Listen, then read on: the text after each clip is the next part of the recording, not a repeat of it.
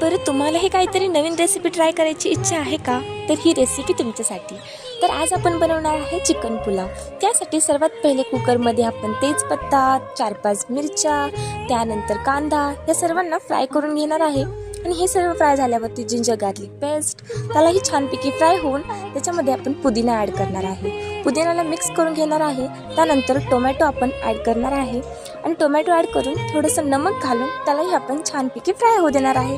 आणि हे सर्व फ्राय झाल्यावरती थोडासा गरम मसाला, चिकन मसाला, बिर्याणी मसाला, लाल मिरची पावडर, हळदी पावडर सर्वांना टाकून आपण फ्राय करून त्यामध्ये थोडीशी दही ॲड करून मिक्स करून घेतलं.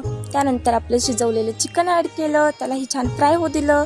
नंतर तांदूळ आणि थोडंसं पाणी, थोडं म्हणजे जेवढं लागेल तेवढं पाणी, आणि त्यानंतर लिंबू आणि धनिया ह्या सर्वांना मिक्स करून आपण झाकण लावून 2-3 शिट्या काढून घेणार आहे. आणि आपली रेडी आहे डिलिशियस रेसिपी. Okay, bye.